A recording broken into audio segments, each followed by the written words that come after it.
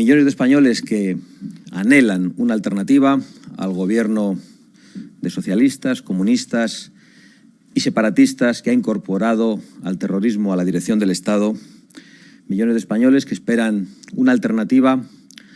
al gobierno ilegítimo de Pedro Sánchez, que llegó al poder cabalgando sobre la mentira a los propios electores socialistas en relación con sus pactos, viven durante estos días en una convulsión política y con un sentimiento de zozobra, con un sentimiento de desesperanza, porque perciben que la clara mayoría social que hoy se opone a este gobierno ya no es acompañada por una mayoría política que se debilita de alguna forma. Estamos enfrentando uno de los peores gobiernos de todos los tiempos. El gobierno de Pedro Sánchez es una amenaza no solo para España, para su unidad, para su integridad, no solo para sus instituciones, sino también para el bienestar de los españoles. Un gobierno que ha incorporado ministros comunistas después de 8 décadas en España. Un gobierno que ha pactado con una organización política que es directamente heredera del terrorismo. Un gobierno que ha pactado sucesivamente con los separatistas que han golpeado nuestra Constitución y nuestra unidad y que finalmente han salido impunes. Estamos ante el primer gobierno en vulnerar masivamente los derechos y libertades de los españoles recogidos en nuestra propia Constitución, con los sucesivos estados de alarma, con el cierre del Congreso de los Diputados. Estamos ante un gobierno y un grupo parlamentario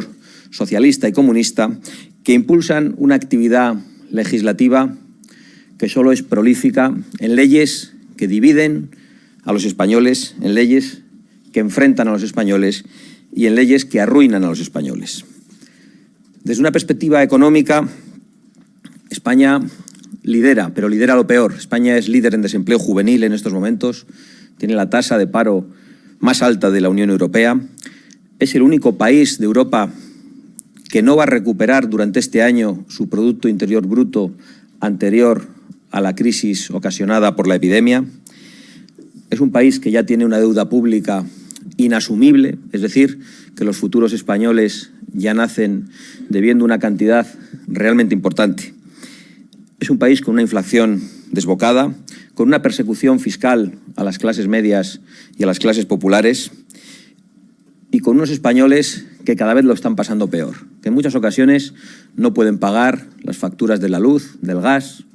la gasolina o el diésel que les lleva a trabajar o la cuota de autónomos porque ya no facturan lo suficiente para llegar a final de mes. Y mientras se produce un goteo permanente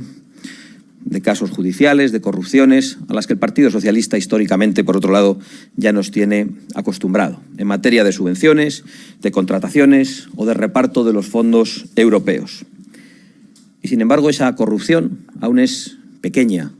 aún es menor, aún podemos decir que es peccata minuta, al lado de la gigantesca corrupción cometida por este gobierno, que ha sido la de incorporar a ETA y al separatismo a la dirección del Estado, a la gobernabilidad del Estado, en expresión de algunos de los ministros o del anterior vicepresidente del Gobierno. Hemos padecido una amnistía a plazos de los terroristas después de que se entreguen las competencias en materia penitenciaria al Partido Nacionalista Vasco, experto en el chantaje político. Seguimos soportando los homenajes a los asesinos que acabaron con la vida de tantos de nuestros compatriotas. Tenemos que aguantar el blanqueamiento del crimen, cuando a la vez se señala a Vox, un partido plenamente democrático que defiende la legalidad y el Estado de Derecho. Nos vienen a dar lecciones los que incorporan a ETA a la dirección del Estado. A una ETA que se ha permitido directamente quitarle la capucha a su último jefe